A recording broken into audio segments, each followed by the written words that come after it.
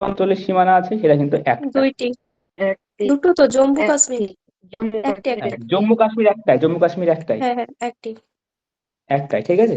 তাহলে মনে রাখবা, তাহলে টোটাল আমাদের দেখলাম চারটে, তার মধ্যে তিনখানা রাজ্যের সাথে সীমানা আছে আর একখানা আছে কার সাথে, কেন্দ্রশাসিত অঞ্চলের সাথে।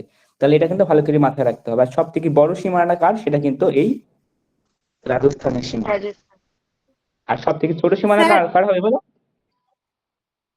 ছোটটা কার হবে? ছোটটা হবে গুজরাট। গুজরাটের হবে সব থেকে ছোট। স্যার ওই কেন্দ্রশাসিত অঞ্চলের সাথে তো ওইটার একটু একটু বলে দিন না, আমার ওই সিগন্যালটা ছিল না, আমি তো মানে কানেকশন ছিল না, বুঝতে পারিনি।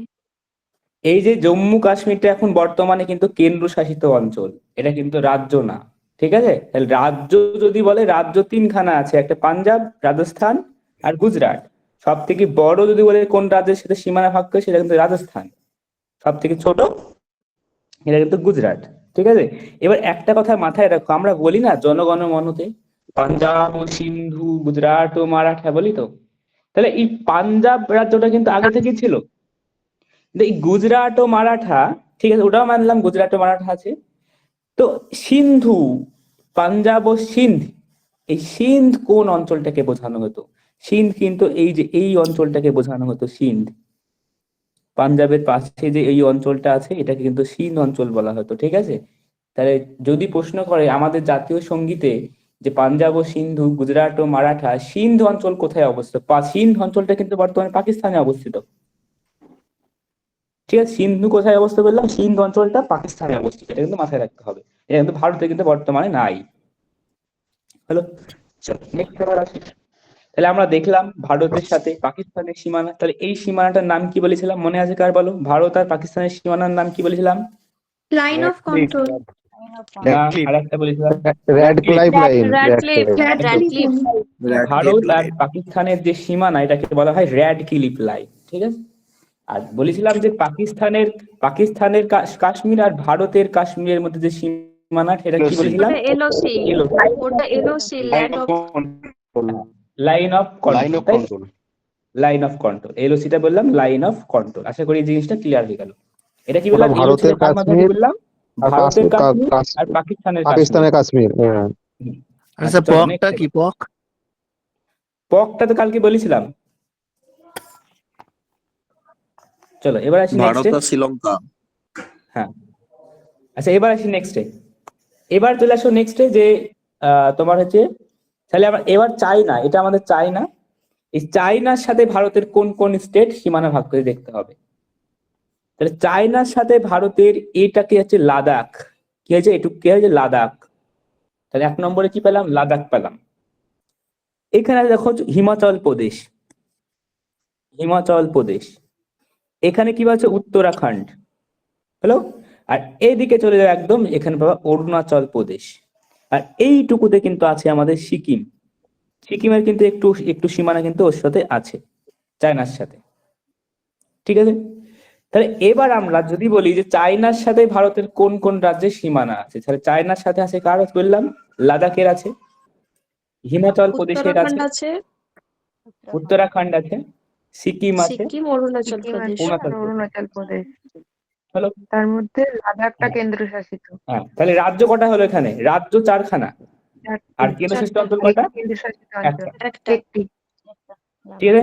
তাহলে আবার লিখো, তাহলে রাজ্য কি কি? হিমাচল প্রদেশ, উত্তরাখণ্ড, পরপর সিকিম, অরুণাচল প্রদেশ। আর কেন্দ্রশাসিত অঞ্চল কিন্তু একটা, লাদাখ। হলো। এবার যদি বলে সব থেকে চায়নার সাথে ভারতের কোন রাজ্য সব থেকে বেশি সীমানা ভাগ করেছে চায়নার সাথে, অরুণাচল প্রদেশ। কি হবে? অরুণাচল প্রদেশ। দেখি বুঝতে পারছো? অরুণাচল প্রদেশ। অরুণাচল প্রদেশ। আর সব থেকে কম কে ভাগ করেছে? সিকিম। সিকিম। সিকিম। এটা দেখবা সিকিম আছে অনেক জায়গাতে, হিমাচল প্রদেশও দেখায়, তবে সিকিমটা লিবা, ঠিক আছে, কেন সিকিমের একটুকু আছে। গেল। স্যার তাহলে জিজ্ঞাসা করলে কি ওটা আগে থেকে মেনশন করে দিতে হবে যে একটা কেন্দ্রশাসিত অঞ্চল আর চারটে রাজ্য? হ্যাঁ একদম, একটা কেন্দ্রশাসিত অঞ্চল এবং চারটি রাজ্য, ব্যাস হলো। এবার গেলাম আমরা চায়নার সঙ্গে গেলাম। তাহলে চায়নার যে বর্ডারটার নাম কি বলেছিলাম? চায়নার সাথে ভারতের border, line of actual control. না, ম্যাকমোহন লাইন।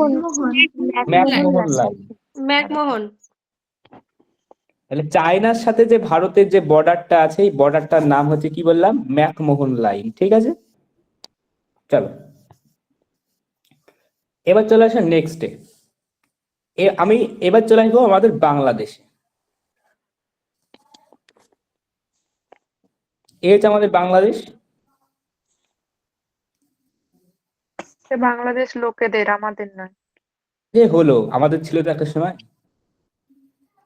চলো এলএসি বল, এলএসি এলএসি এলএসি।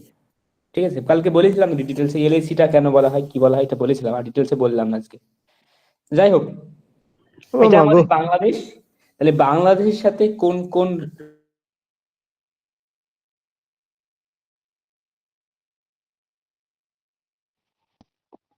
শোনা যাচ্ছে না স্যার।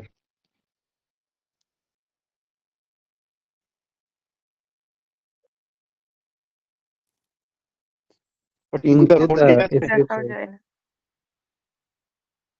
টিঙ্কুদা ফোন কিনে দেবে তোমাকে, বলে দিয়েছি স্যারকে,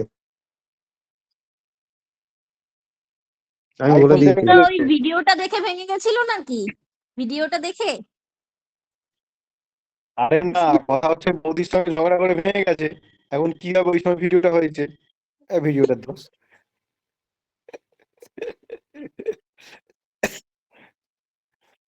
ফোন ঠিক আছে তো টিঙ্কুদা?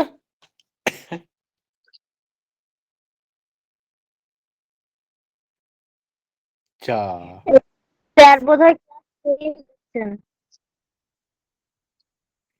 মানে ওই ইয়েটা স্ক্রিন গার্ডটা, তাই তো? হুম। ওরে বাবারে,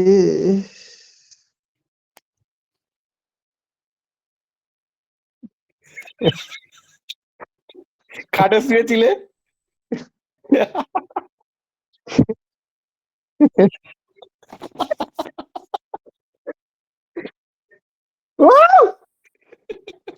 যাতে যাতে সবাই দেখে স্যার, এই জন্য আমাদের সবার মেসেজ ডিলিট করে দিলেন যাতে সবাই দেখে। শুধু আমারটা রেখেছে, আমি বলেছি খুব সুন্দর হাসির ভিডিও হয়েছে, আমারটা রেখে দিয়েছে।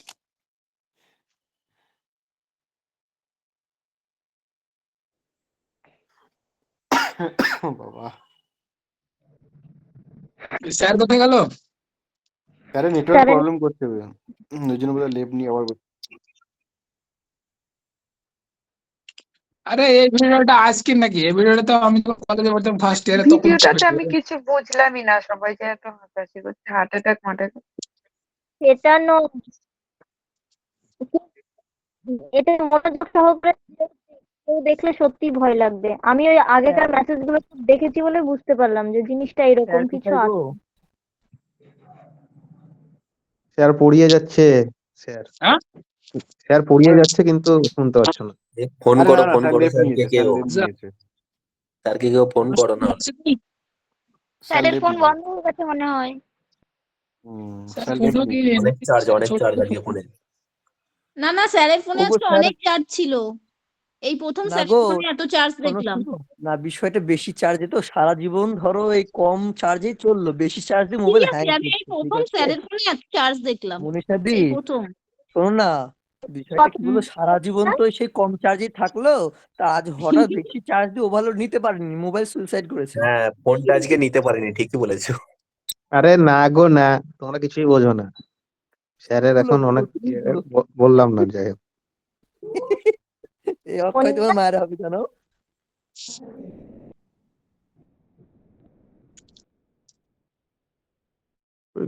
ওই তো সবাই সবাই চলে এসছে, চলছে তো, মানে ডেথ হয়ে গেছিল গো।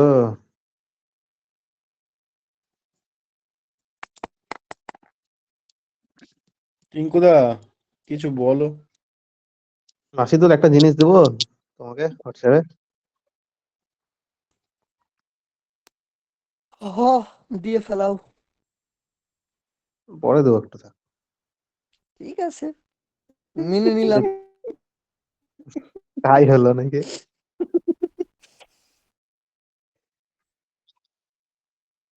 কেন গো?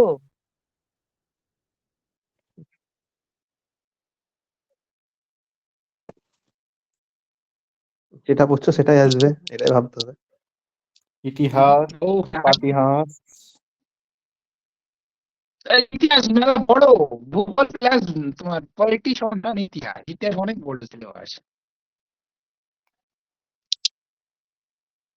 হ্যাঁ, ইতিহাস থেকে যে কোনো পরীক্ষায় বেশি আছে প্রশ্ন। আপাত তাহলে 60 কে দিস। হ্যাঁ, এটা আপারের ব্যাচ চলছিল আজকে, আজকে কি বার? ইন্টারভিউ না। না গো, দুটোই হ্যাঁ, কম্বাইন আজ চলছে সবাই আজ। বলো। হ্যাঁ, মিক্স ক্লাস এই আজ। চলে স্যার এসেছি, চলে চলে এসছে, এসেছি। স্যার চলে এসছে, সবাই চুপ। এই আমার স্যার, রিচার্জ শেষ হয়ে গেল, রিচার্জ, বুঝতে না, নেট অফ হয়ে গেছে। না আমরা ভাবলাম আমরা তাই স্যার, ভাবছি যে এই না, প্রথম তো আপনার ফোনে 89% চার্জ না, দেখলাম, কি হলো হ্যাঁ, হঠাৎ? স্যার, আমরা ভেবেছিলাম স্যার আপনার মোবাইলে তো সারা জীবন সেই 20% নিজেই চার্জ থাকে, তো আজ হয়তো আপনি হ্যাঁ, বেশি চার্জ দিয়েছেন বলে মোবাইল সুইসাইড করেছে ভেবেছিলাম। আমি তো তাই নাকি? ভাবলাম আমি তো ভাবলাম স্যার হয়তো নতুন কিছু শুরু করেছে, কারো চক্করে পড়লো হয়তো। অক্ষয় বললো কারণ নাকি ফোন না, এসেছিল তাই চলে জিওতে গেছে। জিওতে জিওতে জিওতে এটাই সমস্যা।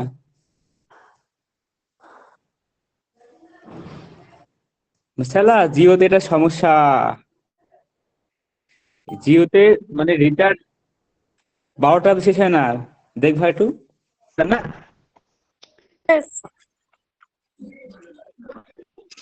তাই না, তাই তো? বাংলাদেশে ছিলেন, বাংলাদেশে বাংলাদেশ বাংলাদেশ ছিলাম, তাই তো? ব্ল্যান্ডের ভেতর ঢুকে এসে বলছে চায়না কত দেশে। আশ্চর্য এবার কথা। দেখো, এই যে আমাদের বাংলাদেশ আছে, তাহলে এই বাংলাদেশের চারিপাশে আমাদের কোন কোন স্টেট গুলো আছে এটা দেখতে হবে, কারণ এগুলা কিন্তু বিশাল ইম্পর্টেন্ট। আমি আবারও বলছি, ঠিক আছে? এই জায়গাটা কিন্তু বিশাল ইম্পর্টেন্ট, কারণ এখানে ধরবেই। দেখি আমরা কি কি স্টেট আছে। তাহলে এই আমাদের বাংলাদেশের বর্ডার।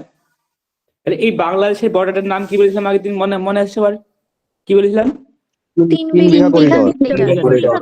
মানে ভারত আর বাংলাদেশের যে বর্ডারটার নাম সেটা কিন্তু 3 বিঘা করিডোর। ঠিক আছে, মানলাম। এটা আর কিন্তু এই পুরোটা তো বর্ডারটা, 3 বিঘা। স্যার বলছি যে পুরোটা তো 3 বিঘা করিডোর হবে না, তো পুরোটা তো র্যাডক্লিফ লাইনই হবে। 3 বিঘা করিডোর হচ্ছে যখন 1992 তে ডিসিপিউট ছিল, হুম হুম, তারপর 2015-তে, তারপর 100তম সংবিধান সংশোধনে ওটাতে এনক্লেভ চেঞ্জ হয়ে যাওয়ার পর শুধু কোচবিহার থেকে ওই কোচবিহার 170 এই কিলোমিটার অঞ্চলটুকু, লম্বা ওইটুকুটাই এই হচ্ছে 3 অঞ্চলটুকু, হ্যাঁ বিঘা হ্যাঁ করিডোর। হ্যাঁ, আমি বুঝতে পারছি তুমি কি বলতে চাইছো। শুধু এই কোচবিহার এই অঞ্চলটুকু 3 বিঘা করিডোর বলা হয়, ঠিক আছে?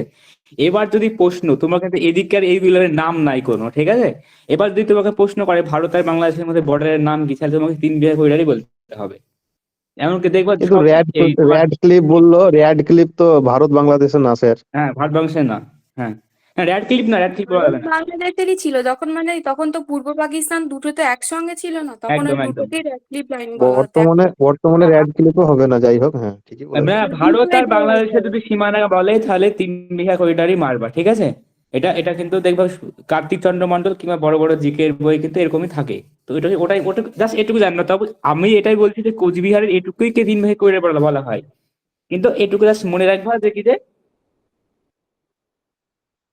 এই তো বড় প্রশ্ন, দেখতে হবে তাহলে এটা জিনিসটা কেন বলা হয়। 3 বিঘা জমির ওপর আছে। 3 বিঘা হতে পারে জায়গাটা। চলো আমরা অক্ষয়ের জাস্ট আনসার সীমানা গেলা। বলছি। হুম হুম হুম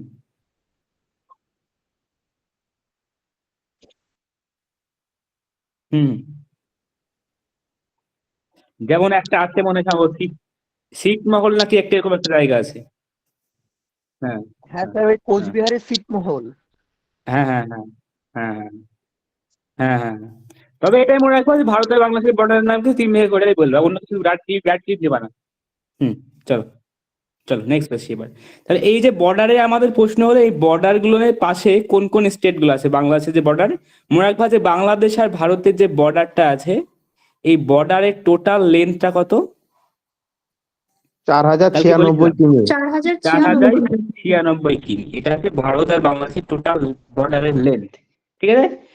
এবার প্রশ্ন হলো যে এই আমাদের ভারত আর বাংলাদেশের মধ্যে কোন কোন স্টেট গুলো আছে দেখিলি। এটা হচ্ছে আমাদের ওয়েস্ট বেঙ্গল, একটা হলো। এখানে চলে আসে, দেখো এখানে চলে আসে কি আছে, এখানে আসাম আছে কিন্তু, হলো ওয়েস্ট বেঙ্গল আসাম বললাম। এবার দেখো এখানে চলে আসে, দেখো দেখো মাঝের ক্লাসে এই চন্দ্রমল্লিকা কটা বাচ্চা এখন ক্লাসে? কার মাইক অন আছে, কিচকিচ করছে। চলো, তাহলে এখানে আমরা দেখলাম কি আসামকে পাবো এখানে, হ্যাঁ এই জায়গাটা আসামকে পাবো। তারপর দেখো এটা মেঘালয়, এটুকু হচ্ছে মেঘালয়। হলো, তাহলে আমরা কি কি পেলাম? একটা ওয়েস্ট বেঙ্গল পেলাম, একটা আসাম পেলাম, একটা মেঘালয় পেলাম। এবার দেখো এখানে দেখো আমাদের ত্রিপুরা, এই অঞ্চলটাতে ত্রিপুরা, ত্রিপুরা আর হচ্ছে মিজোরাম। ঠিক আছে, তাহলে ভারত আর বাংলাদেশের মধ্যে কোন কোন স্টেট গুলা পড়ছে ভারত আর বাংলাদেশ সীমানার মধ্যে? ওয়েস্ট বেঙ্গল, আসাম, মেঘালয়, মিজোরাম, ত্রিপুরা। কটা বললাম? কটা হবে? পাঁচটা। হ্যাঁ, এবার যদি বলে সব থেকে বড়, আসামের ওইটা দেখান না কোনখানটা আসামের ওটা, কোনটা বলো? আসামের ওই সীমানাটা। এই যে আসামের কোনটুকু দেখো, আসামের দুটো জায়গা আছে, এই জায়গাটা একটু একটু একটু আছে, এবার এখানে একটা আছে। ঠিক আছে, এটুকু একটা আসাম পাবা, আবার এই জায়গাটা একটু আসাম পাবা। হলো, হ্যাঁ, তাহলে এই দু জায়গায় কিন্তু আসামকে পাওয়া। তাহলে তাই বলছে যে কি আসাম, পশ্চিমবঙ্গ, মেঘালয়, ত্রিপুরা, মিজোরাম, এই পাঁচখানা রাজ্য নিয়ে কিন্তু আমাদের পশ্চিমবঙ্গের সঙ্গে, ভারতের সঙ্গে বাংলাদেশের বর্ডার আছে। এবার ব্যাপার হলো সব থেকে বড় বর্ডারটার নাম কি? মানে এই যে ভারত আর বাংলাদেশের যে বর্ডার গুলো আছে, যে ওয়েস্ট বেঙ্গলের বা যতগুলো স্টেটের সাথে, তো সব থেকে বড় বর্ডারটা কিন্তু ওয়েস্ট বেঙ্গলের সাথে। হ্যালো, তাহলে যদি প্রশ্ন করে ভারতের যে রাজ্যগুলো আছে সেই রাজ্যগুলোর মধ্যে সব থেকে কোন রাজ্যটা বেশি বাংলাদেশের সাথে সীমানা ভাগ করেছে, তাহলে সেটা কিন্তু আমাদের ওয়েস্ট বেঙ্গল হবে। কত কিমি বলছিলাম কালকে মনে আছে? 2217। 2217 কিমি। এটা হচ্ছে ওয়েস্ট বেঙ্গলের সাথে বাংলাদেশের যে বর্ডারের লেন্থ। ঠিক আছে, এরপরে যদি বলে সব থেকে, হ্যাঁ, আর অত অত 2217 পড়বা, পয়েন্ট দরকার নাই। ঠিক আছে, এবার চলেছে কম। মজা। সব থেকে কম কার সাথে, কোন রাজ্যের সাথে আছে? সব থেকে কম আছে আসাম। কিন্তু মিজোরামের সাথে। আসাম। মিজোরাম। হ্যাঁ, সব থেকে কম, আসাম তো কম। সব থেকে কমটা হবে মিজোরাম হবে। ঠিক আছে, চলো এবার আসি। এটা এটা আমি গুগলে দেখলাম আজকে, মানে মিজোরাম দেখাচ্ছে, কিন্তু আমরা আগে আসাম জানতাম, কিন্তু আমি গুগল সার্চ করে দেখলাম মিজোরাম দেখাচ্ছে। ঠিক স্যার আছে? মিজোরামের লেন্থ কত? বলো বলো। হ্যাঁ, দেখে আসামি মনে হচ্ছে, কিন্তু আমি এটা আমার আসামি কিন্তু জানতাম, কিন্তু আজকে আসাম তো দুই দিকে রয়েছে, তাই হয়তো হতে পারে, হ্যাঁ দুই দিকেই তো রয়েছে আসাম। হ্যাঁ, যাই হোক, এটা যাই হোক, গুগলে দেখো মিজোরামটাই দেখাচ্ছে। ঠিক আছে, আচ্ছা আসি। স্যার মিজোরামের লেন্থ কত? লেন্থ লেন্থ দরকার নাই বাবা, লেন্থ তত দরকার নাই। মিজোরাম, ওয়েস্ট বেঙ্গলের লেন্থ তো জানলেই হবে। একই তুমি ইউপিএসসি দিতে যাবে না, কিন্তু প্রত্যেকটা লেন্থ লাগবে তোমার, দরকার নেই। এবার চলে আসো, শুধু ওয়েস্ট বেঙ্গলটা আসবে, কেননা যারা ইন্টারভিউ দিতে তাদের ক্ষেত্রে কিন্তু এটা ইম্পর্টেন্ট, যে বাংলাদেশের বর্ডারে লেন্থটা কত। ঠিক আছে, চলে আসো এবার নেক্সট। এবার আমরা এই জায়গাটা ঢুকবো আজকে। হ্যাঁ, আজকের বিষয় আমাদের এই জায়গাটাতে, এই জায়গাটাতে আমাদের আজকে বিষয়।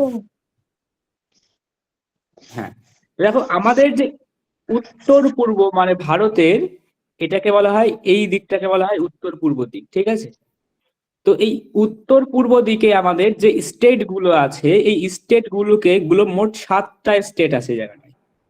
এই জায়গাটায় আমাদের 7খানা স্টেট আছে।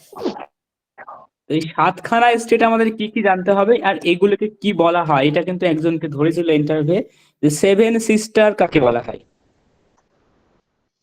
হলো, ভালো করে জানবা, ভালো করে বুঝতে হবে, এখানে অনেক কিছু জানার আছে। ঠিক আছে, তাহলে 7 সিস্টার বলা হয় কোন কোন রাজ্যগুলাকে। ঠিক আছে, দেখো 1 নম্বরে বলছে অরুণাচল প্রদেশ, এক হলো এটা। ঠিক আছে, এক।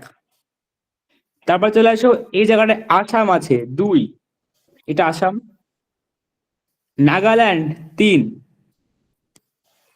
মণিপুর 4, মিজোরাম 5, ত্রিপুরা 6, আচ্ছা, বাকিরা মেঘালয় মিউট 7। করো না, যাদের মিউট করা নেই।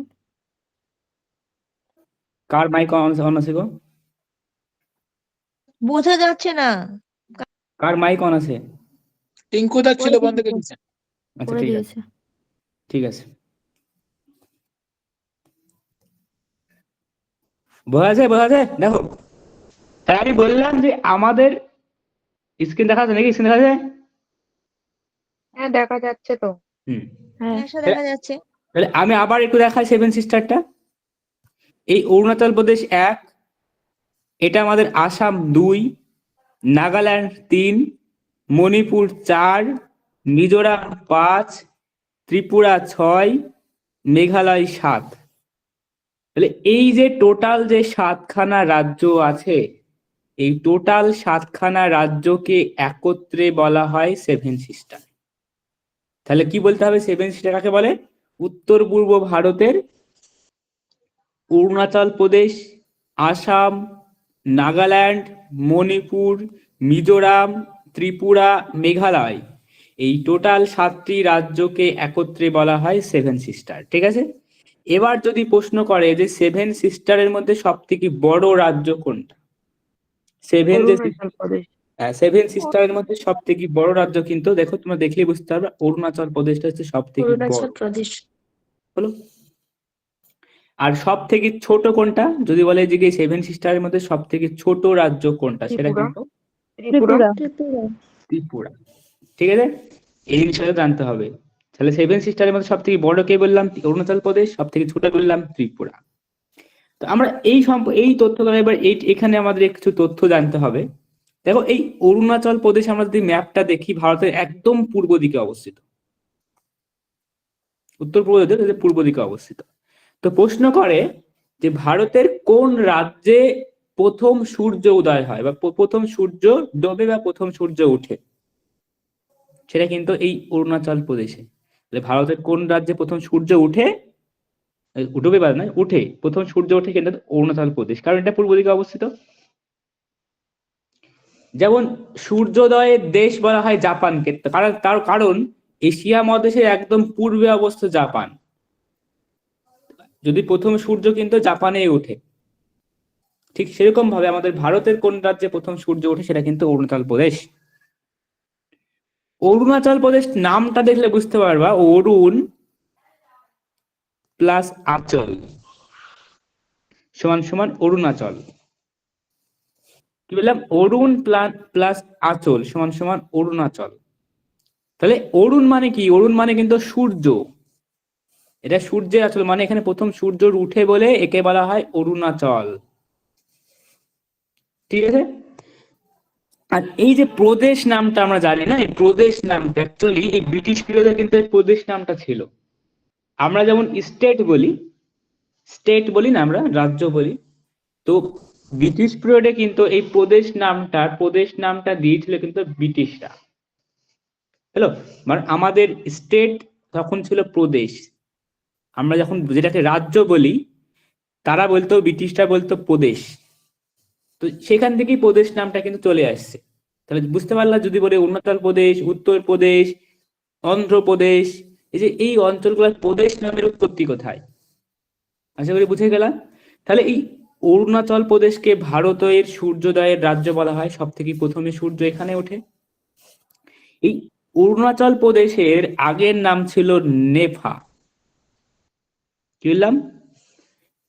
নর্থ ইস্টার্ন ফ্রন্টিয়ার এজেন্সি, যার পুরো নাম হচ্ছে নর্থ ইস্টার্ন ফ্রন্টিয়ার এজেন্সি। তাহলে অরুণাচল প্রদেশের আগের নাম কি বললাম? নেফা। এটা কিন্তু ভালো করে মনে রাখতে হবে। ঠিক আছে? আর এই অরুণাচল প্রদেশটা কি বলেছিলাম, যে এই অরুণাচল প্রদেশটা কি জনসংখ্যায়, জনঘনত্বে সর্বনিম্ন, তাই তো? মনে আছে সবার? যে ভারতের কোন রাজ্যের জনঘনত্ব সব থেকে কম? কি বলেছিলাম? অরুণাচল প্রদেশ। এর জনঘনত্ব কত? 17 জন পার বর্গ কিমি, মানে প্রতি বর্গ কিমিতে 17 জন মানুষ বসবাস করে, যেখানে আমাদের পশ্চিমবঙ্গে প্রতি বর্গ কিমিতে 1029 জন বসবাস করে। এটা 2011 ডেটা অনুযায়ী, হ্যাঁ, 2011 ডেটা অনুযায়ী। মানে আমাদের লাস্ট সেন্সাস তো 2011 সালেই হয়েছে, আর হয়নি, তাই এটাকে ধরা হয়।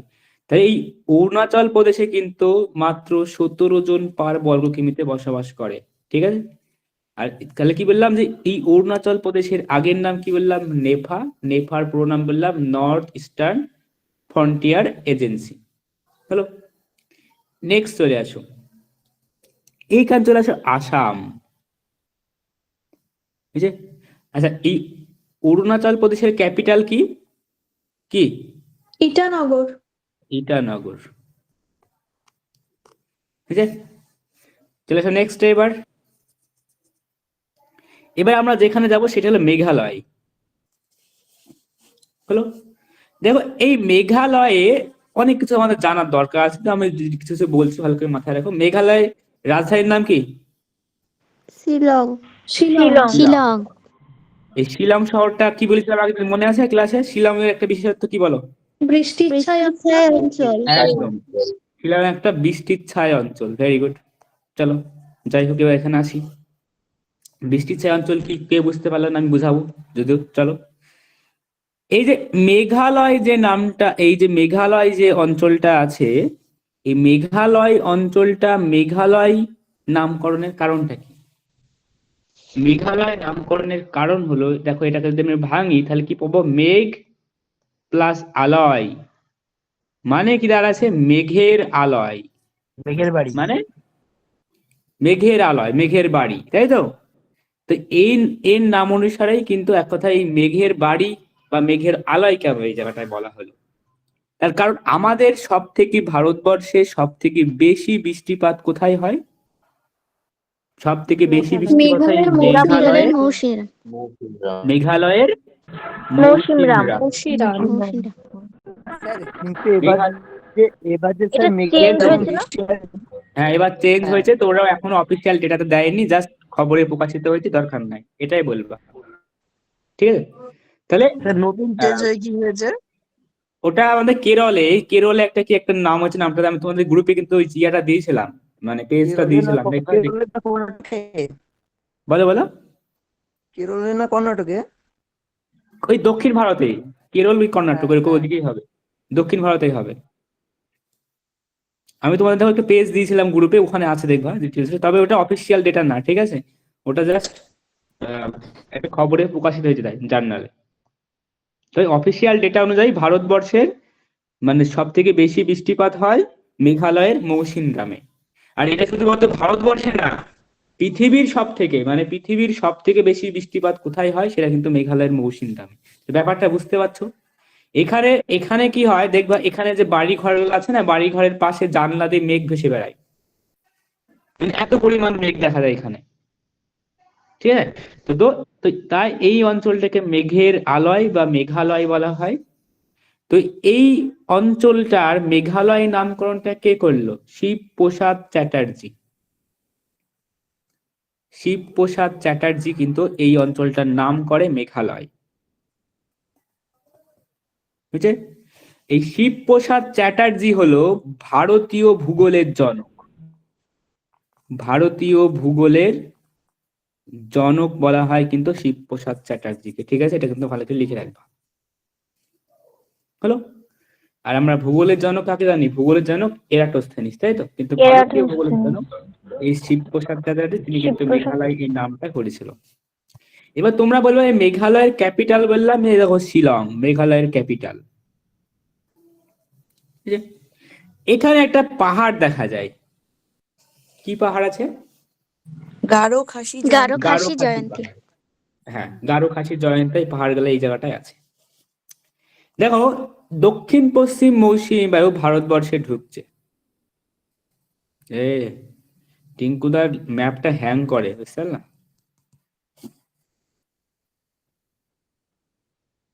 হ্যাঁ, টিঙ্কুদা ম্যাপটা একটু হোয়াটসঅ্যাপ করে দিও তো আমাকে। চল বাবা, চল চল চল চল চল চল। এই দক্ষিণ পশ্চিম যে মৌসুমী বায়ু আছে, এই দক্ষিণ পশ্চিম মৌসুমী বায়ু যখন আরব সাগরের উপর দিয়ে, বঙ্গোপসাগরের উপর দিয়ে যায়, তখন এই সব অঞ্চল থেকে প্রচুর পরিমাণে জলীয় বাষ্প সংগ্রহ করে। কোন অঞ্চল থেকে? আরব সাগর থেকে। যখন এই আরব সাগর থেকে জলীয় বাষ্প সংগ্রহ করছে এবং যখন এই অঞ্চল দিয়ে ঢুকছে, তখন এখানে কিন্তু পাহাড় টাহাড় কিছু নাই, বাংলাদেশে কোনো পাহাড় টাহাড় কিছু নাই। আছে, এই দিকটাতে আছে। তখন কি হচ্ছে এই যে, বলো বঙ্গোপসাগর হবে না এটা? বঙ্গোপসাগর হবে না? আমি কি বললাম, বঙ্গোপসাগর কি বললাম? আরব সাগর বললেন। বঙ্গোপসাগর, তো এটা তো বঙ্গোপসাগর, আমি এটা ভুলে বলেছি, এটা তো বঙ্গোপসাগর, অবশ্যই বঙ্গোপসাগর। তাহলে এই বঙ্গোপসাগরের উপর দিয়ে যখন দক্ষিণ পশ্চিম মৌসুমী বায়ু প্রবেশ করছে, তখন এই বঙ্গোপসাগর থেকে প্রচুর পরিমাণে জলবাষ্প সংগ্রহ করছে। সংগ্রহ করার পর যেহেতু এই বাংলাদেশের উপর দিয়ে যাচ্ছে, এখানে কোনো যেহেতু পাহাড় পর্বত নাই, তাহলে বায়ুটা বা মেঘটা, জলের বাষ্পটা সব প্রবাহিত হয়েছে উত্তরের দিকে। প্রবাহিত হওয়ার পর এই যে মেঘালয়, এখানে কি গারো, খাসি, জয়ন্তিয়া এই পাহাড়গুলো আছে, এখানে গিয়ে এই যে জলীয় বাষ্পপূর্ণ বায়ুটা, আর্দ্র বায়ুটা এখানে গিয়ে ধাক্কা মারছে। আমরা ছোটবেলায় শিখেছিলাম শৈলাক্ষেপ বৃষ্টি, মানে পাহাড়ের গায়ে বাধা পেয়ে, মেঘ যখন পাহাড়ের গায়ে বাধা পেয়ে যে বৃষ্টিপাত ঘটায়, সেখানে ওটাকে বলা হয় শৈলাক্ষেপ বৃষ্টি। তো এই অঞ্চলটা যে গিয়ে যেহেতু বাধা পাচ্ছে এই জলীয় বাষ্পগুলা, তো এই অঞ্চলে জলীয় বাষ্পগুলো আস্তে আস্তে জমা হচ্ছে, হলো কি বললাম, জমা হচ্ছে। জমা হওয়ার পর এখানে প্রচুর পরিমাণে বৃষ্টিপাত ঘটাচ্ছে। তাহলে এই মেঘালয়ের এই দিকটাতে আছে কি হচ্ছে, চেরাপুঞ্জি মৌসিনরাম এই দিকটাতে আছে। আর ঠিক তার অপোজিটে, এই অপোজিট দেখো এই জায়গাটা কিন্তু শিলং আছে। স্যার কোন দিকটায় আছে একবার ভালো করে বলুন, ওই লাল লাল দাগগুলো বুঝতে আলুটা পারছি। মুছে দিন স্যার, দেখান। হ্যাঁ, হলো মেঘালয়, চেরাপুঞ্জি, তারপরে তোমার হচ্ছে মৌসিনরাম, এই সব জায়গাতে আছে নিচের দিকে, এক কথায় নিচের দিকে আছে। এই দাগটা টানলাম, এই দাগের নিচের দিকে আছে। হলো যে ডট ডট গুলো দিয়েছি, এগুলা কিন্তু চেরাপুঞ্জি, মৌসিনরাম এই সব অঞ্চলগুলা, ঠিক আছে। এবার যখন এইখানে বৃষ্টিপাত হয়ে যায়, আমরা কি পড়েছিলাম মনে আছে শৈলাক্ষেপ বৃষ্টিপাতে, যে এই ধরো একটা জলে বাষ্পপূর্ণ বায়ু এখানে এসে বাধা পেল, এই অঞ্চলে প্রচুর পরিমাণ বৃষ্টিপাত ঘটায়। আর এই যে ঢালে বৃষ্টিপাত ঘটাছে, তার অপর ঢালে, এই ঢালটাতে এসে কিন্তু কোনো বৃষ্টিপাত ঘটায় না, মানে এই বায়ুটা কিন্তু ঠান্ডা হয়ে যায়, তখন এখানে এসে কোনো বৃষ্টিপাত ঘটায় না। তো এই অঞ্চলটাকে বলা হয় বৃষ্টির ছায় অঞ্চল, আমরা ছোটবেলায় শিখেছিলাম। তো ঠিক এরকমই এখানে হচ্ছে যে পর্বতের এই ঢালটা যখন বাধা পেল, তখন এই দিকটাতে প্রচুর পরিমাণে বৃষ্টিপাত ঘটায়। তার অপোজিটে কে আছে, শিলং, দেখো এই জায়গায় শিলং আছে। আর এই শিলং এ গিয়ে কিন্তু কোনো বৃষ্টিপাত হয় না, তার অপোজিটে বৃষ্টিপাত হবে না, এদিকে বৃষ্টিপাত হচ্ছে, ওদিকে বৃষ্টিপাত হবে না। তাই এই অঞ্চলটাকে কিন্তু বৃষ্টির ছায় অঞ্চল বলা হয়। তাহলে যদি ভারতের দুইখানা বৃষ্টির ছায় অঞ্চল আছে, এখানে একটা আর এই জায়গাটা একটা বৃষ্টির ছায় অঞ্চল আছে, দেখিয়ে তোমাকে, দেখো এটা হচ্ছে আমাদের পশ্চিমঘাট পর্বতমালা, যেটা আমি রেড কালার করলাম, ঠিক আছে। যখন এটা আমাদের আরব সাগর, এবার দক্ষিণ পশ্চিম মৌসুমী বায়ু কি আরব সাগরের প্রতি ভারতে ঢুকছে। তাহলে এই দক্ষিণ পশ্চিম মৌসুমী বায়ু আরব সাগর থেকে প্রচুর পরিমাণে জলবাষ্প সংগ্রহ করছে। জলবাষ্প সংগ্রহে মেঘ হবে, মেঘ হওয়ার ফলে এই যে তোমার হচ্ছে যে পশ্চিমঘাট পর্বত ভারতে ঢোকার ফলে পশ্চিমঘাট পর্বতে বাধা পেয়ে প্রচুর পরিমাণে বৃষ্টিপাত ঘটায়।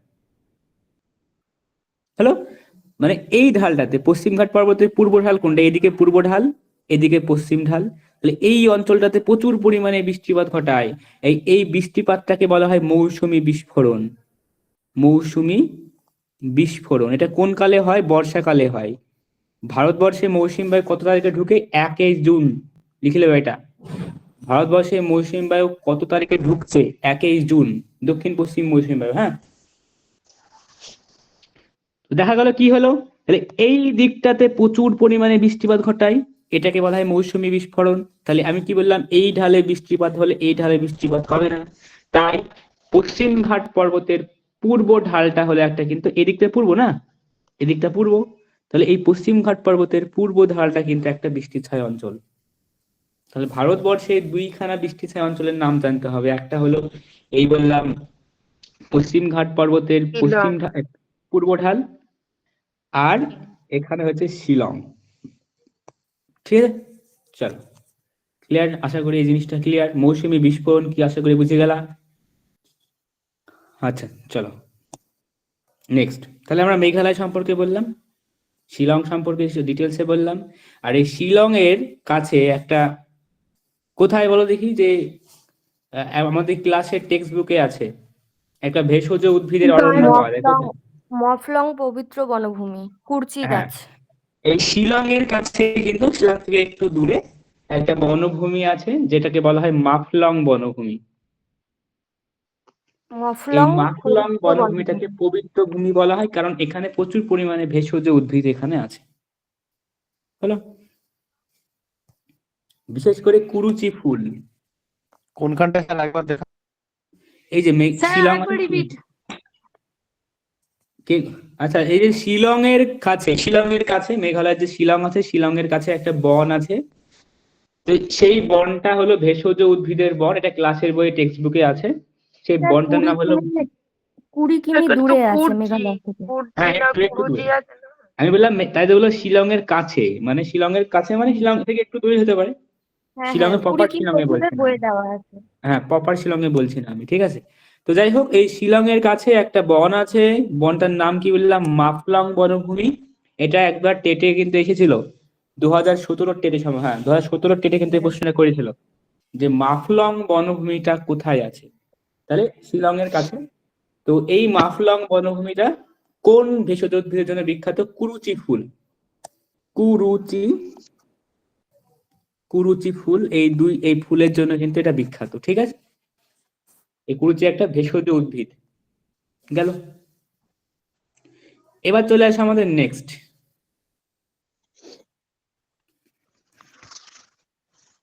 এই যে আমাদের নাগাল্যান্ড দেখছো, তাহলে নাগাল্যান্ডের ক্যাপিটাল কি?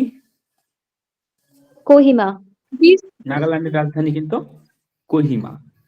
এটা মনে রাখবে। এই নাগাল্যান্ড যে রাজ্যটা দেখছো, এই রাজ্যের মানুষ কিন্তু কুকুর খায়, ঠিক আছে। এই রাজ্যের মানুষ কিন্তু কুকুর খায়, হ্যাঁ। আর এই নাগাল্যান্ডে কি বললাম, যে নাগাল্যান্ডের মানুষ কিন্তু এখানকার রাজ্য ভাষা কিন্তু ইংরেজি। যদি বলে ভারতের কোন রাজ্যের মাতৃভাষা ইংরেজি, সেটা কিন্তু নাগাল্যান্ডে, মানে রাজ্য ভাষা ইংরেজি, সেটা কিন্তু নাগাল্যান্ডে। স্যার সরকারি ভাষা ইংরেজি ছিল না? হ্যাঁ, সরকারি ভাষা, সরকারি রাজ্য ভাষা, রাজ্য ভাষা সরকারি ভাষা। ও একই ভাষা তো, ঠিক আছে। হ্যাঁ, এবার তো নেক্সট, এই আমাদের মণিপুর। মণিপুরের রাজধানীর নাম কি? ইম্ফল। ইম্ফল। এই মণিপুর সম্পর্কে আমাদের দুইখানা তথ্য জানতে হবে। হ্যালো, এই মণিপুরে আছে লোকটাক হ্রদ। লোকটাক হ্রদ, যদি বলে লোকটাক হ্রদ ভারতের কোন রাজ্যে অবস্থিত, সেটা কিন্তু মণিপুরে, ঠিক আছে। আর এই মণিপুরে এই লোকটাক যে হ্রদটা দেখছো, এই হ্রদের উপরে আমাদের একটা ভাসমান জাতীয় উদ্যান আছে, যার নাম হচ্ছে কেবল লামজো। লামজো বা লামজা থাকে। হ্যালো, কেলবুল লামজো, এটা কি জিনিস? এটা হলো একটা ভাসমান জাতীয় উদ্যান। মানে এই লোকটাক যে হ্রদটা আছে, এই হ্রদের উপরে ছোট ছোট অঞ্চল করে ওখানে বনভূমি তৈরি করা হয়েছে, বনভূমি, ঠিক আছে। তো এটাকে বলা হয় ভাসমান জাতীয় উদ্যান। তাহলে ভারতের, এটা শুধু ভারতে না, পৃথিবীতে যদি বলে একটা ভাসমান জাতীয় উদ্যানের নাম বলো, সেটা কিন্তু কি বললাম, যেটা কিন্তু মণিপুরে আছে, ঠিক আছে। তাহলে মণিপুর সম্পর্কে আমাদের তিনখানা তথ্য জানতে হবে। মণিপুরের ক্যাপিটাল কি, মণিপুরের যে হ্রদটার নাম বললাম লোকটাক হ্রদ কোন রাজ্যে অবস্থিত, পরীক্ষাতে খুব আসে, লোকটাক হ্রদ কোথায় অবস্থিত। আর ভাসমান যে জাতীয় উদ্যানটা বললাম, সেটা কিন্তু কেইবুল লামজো। হলো, চলো নেক্সট। এখানে আমাদের তেমন কিছু তোমার দরকার নেই। এই যে আমাদের ত্রিপুরা, যদি বলে পশ্চিমবঙ্গ ছাড়া ভারতের আর কোন রাজ্যের রাজ্য ভাষা বাংলা, কি হবে? ত্রিপুরা রাজ্য। ত্রিপুরা। ত্রিপুরা কিন্তু, ঠিক আছে, এটা কিন্তু মাথায় রাখবো সবাই। আর এগুলো আমাদের দরকার না কিছু। ত্রিপুরা, মিজোরাম, যাই হোক। মিজোরামের ক্যাপিটাল নাম কি? মিজোরামের ক্যাপিটাল হচ্ছে আইজল। ত্রিপুরার আগরপাড়া। হ্যাঁ, মিজোরামের রাজধানী হচ্ছে আইজল, আর ত্রিপুরার রাজধানী হচ্ছে আগরতলা। হলো, আসামের রাজধানী দিসপুর, আগে গুয়াহাটি ছিল সম্ভবত, এখন দিসপুর। সিকিমের রাজধানী গ্যাংটক। সিকিমের রাজধানী গ্যাংটক। ঠিক আছে, চলো নেক্সট আসি এবার আমরা।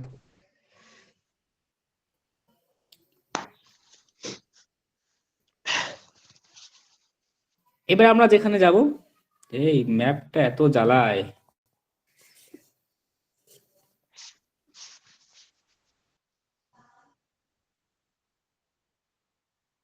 হ্যাঁ, চলো নেক্সট আসি এবার।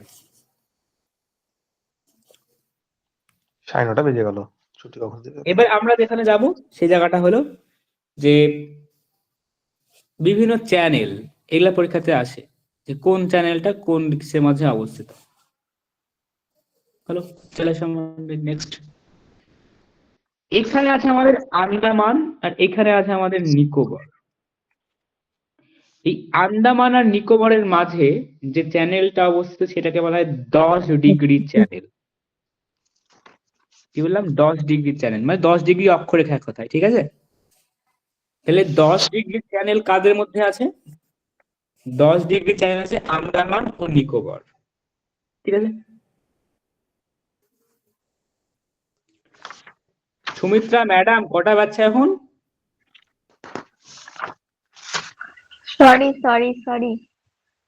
তোমাদের যে আমি কিমার দেখিনি। হবে গো, দাঁড়াও শুধু দাঁড়াও, কিছু বলছি না তাই বলে। তাহলে কি বললাম? 10° চ্যানেল, এই 10° চ্যানেলটা কিন্তু এই আন্দামান আর নিকোবরের মাঝে আছে। তো ব্যাপারটা হলো, যদি বলে আবার যদি বলে আন্দামান আর নিকোবরের কোন অংশে আছে, হ্যাঁ, এখানে একটা দ্বীপ পাওয়া যাবে যেটাকে লিটিল আন্দামান বলে, ছোট আন্দামান। আর এখানে একটা দ্বীপ পাওয়া যাবে যেটাকে বলে কার নিকোবর। এই কথা দেখে বুঝতে পারবা। হ্যালো, তাহলে লিটিল আন্দামান আর কার নিকোবর, এই লিটিল আন্দামান বা ছোট আন্দামান আর কার নিকোবরের মাঝে কিন্তু 10° চ্যানেল অবস্থিত। আশা করি বুঝে গেলা। যদি প্রশ্ন করে 10° চ্যানেল কোথায় অবস্থিত, তাহলে বলে দেবো আন্দামান আর নিকোবরের মাঝে। যদি বলে না হলো না, আরো ডিটেলসে বলো, তাহলে বলবা লিটিল আন্দামান আর কার নিকোবরের মাঝে, ঠিক আছে? নেক্সট এবার আমরা যেখানে যাবো সেটা হলো, চলে আসো, এখানে আমাদের পাওয়া হচ্ছে লাক্ষাদ্বীপ।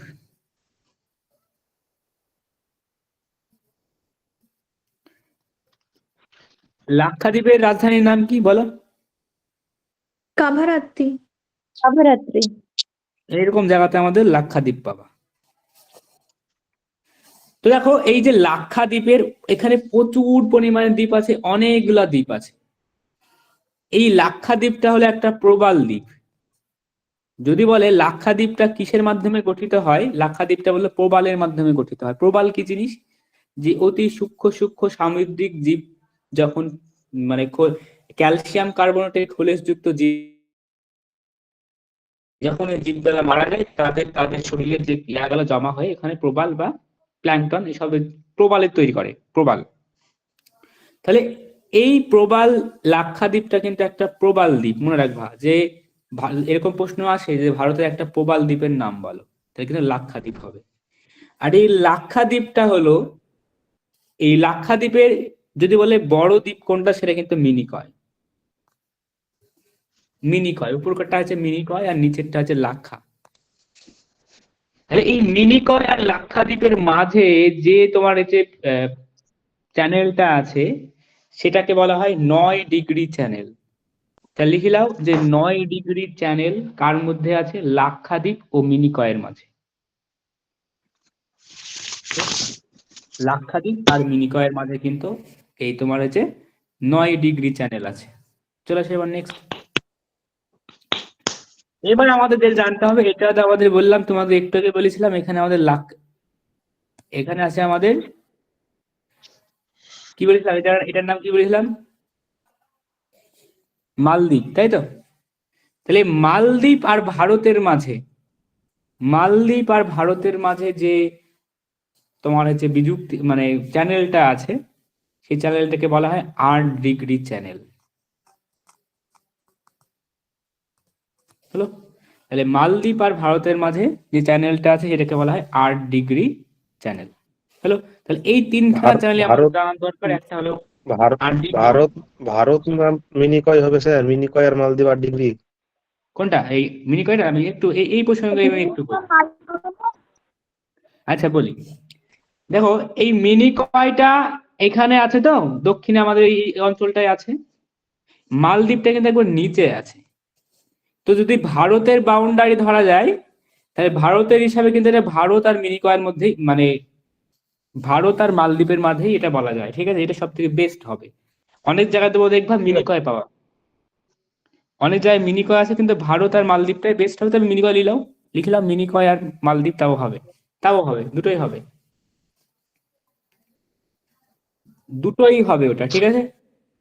ভারত আর মালদ্বীপ বললাম, বা মিনিকয় আর মালদ্বীপ, সরি মিনিকয়, লাক্ষাদ্বীপ আর মালদ্বীপ হবে। কি বললেন আরেকবার বলুন? না না, লাক্ষাদ্বীপ? মিনিকয় আর মালদ্বীপ বা ভারত আর মালদ্বীপ হচ্ছে 8 ডিগ্রি চ্যানেল, দাঁড়াও 8 আর ডিগ্রি চ্যানেল। লাক্ষাদ্বীপ আর মিনিকয়টা হচ্ছে 9 ডিগ্রি চ্যানেল স্যার। দাঁড়াও বলছি, আমি তোমাদেরকে কোনটা বললাম একটু আগে, 8 ডিগ্রি, তাই তো? হ্যাঁ 8 ডিগ্রি, আচ্ছা। ভারত আর মালদ্বীপ প্রথমে হবে, আর এখানে একটা মিনিকয় আর তোমার হচ্ছে মালদ্বীপ। মালদ্বীপ, হ্যাঁ। হ্যাঁ ঠিক আছে, এবারে তো হলো, লিখলাম। ঠিক আছে, চলো এবার নেক্সট আসি এবার। হ্যাঁ, মানে মালদ্বীপ আর ভারত আর মিনিকয় আর মালদ্বীপ এই দুটোই হচ্ছে 8 ডিগ্রি, তাই তো? মানে একই 8 মানে ডিগ্রি, আর 8 কি। ডিগ্রি, হ্যাঁ একদম। আর মিনিকয় আর লাক্ষাদ্বীপ হচ্ছে 9 ডিগ্রি। হুম। হুম। আচ্ছা, এবার চলো নেক্সটে। আচ্ছা, এবার আমি যেটা নিয়ে আলোচনা করা হবে সেটা হলো ভারতের ভাষাভিত্তিক রাজ্য। ঠিক আছে, আমি তোমাদেরকে একটু আগে বলেছিলাম যে ব্রিটিশ পিরিয়ডে যখন ভারতবর্ষ স্বাধীন হয় তখন এরকম প্রদেশ ছিল। তো এরকম প্রদেশ থাকা সত্ত্বেও ভারতের রাজ্য গঠিত হয়, রাজ্য করা হলো। এবার ভারতের মানুষটা আন্দোলন করা শুরু করলো। এই অঞ্চলের মানুষ বলল যে আমরা তেলুগু ভাষাভাষী, আমাদের কেন আলাদাভাবে অন্য স্টেটের সঙ্গে ঢুকিয়ে দেওয়া হয়, আমাদের একসঙ্গে রাখা হোক। হলো এই অঞ্চলের মহারাষ্ট্রের মানুষ আন্দোলন করলে আমরা মারাঠি ভাষাভাষী, আমাদেরকে একসঙ্গে রাখা হোক। হলো এখানে কেরলের লোকেরা বললো আমরা মালয়ালম ভাষাভাষী, আমাদের একসঙ্গে রাখা হোক। ভারতবর্ষে আন্দোলন শুরু হলো, গোটা ভারতবর্ষে। ব্যাপারটা মানে আন্দোলনটা বিরাট পরিমাণে আন্দোলনটা হলো। আমি একটু এখানে একটা গল্প বলি। এই দক্ষিণীরা তাদের নিজের ভাষায় কিন্তু বিশাল ভালোবাসে। তুমি যদি ওদেরকে যে প্রশ্ন করো যে ভারতের রাষ্ট্রভাষা কি, আমাদের পশ্চিমবঙ্গের মানুষরা বলে দেবে যে ভারতের রাষ্ট্রভাষা হিন্দি, এরা বলে দেবে হিন্দি, এরা বলবে হিন্দি, এরা বলবে হিন্দি, দেখে বলবে কিন্তু হিন্দি, কিন্তু অ্যাকচুয়ালি হিন্দি না। তুমি যদি এদেরকে যাই সামনে যদি বলো না, দক্ষিণীদের সামনে বলো যে ভারতের রাষ্ট্রভাষা হিন্দি, তোমাকে ধরি ব্যান্ডি পিটাবে, এমন পিটান তার মুখ দিয়ে ভাষায় বের হবে না। ঠিক আছে, মানে এরা নিজের ভাষাকে বিশাল ভালোবাসে। তো যাই হোক, তো ব্যাপারটা কি হলো, এই যে আমাদের যে অন্ধ্রপ্রদেশ আছে, এই অন্ধ্রপ্রদেশ দেখতেছো, এখানকার মানুষেরা, আমি বললাম এখানে আন্দোলন শুরু হলো, এখানে আন্দোলন শুরু হলো, এখানে আন্দোলন শুরু হলো, সব জায়গাতে আন্দোলন শুরু হয়েছে। বিশেষ করে দক্ষিণের আন্দোলন কিন্তু সব থেকে বেশি জোরে হচ্ছে। তার মধ্যে সব থেকে বেশি জোরালো আন্দোলন হচ্ছিল এই অন্ধ্রপ্রদেশে। অন্ধ্রপ্রদেশের একজন মানুষ, তার নাম হচ্ছে পত্তি শ্রীরামালু।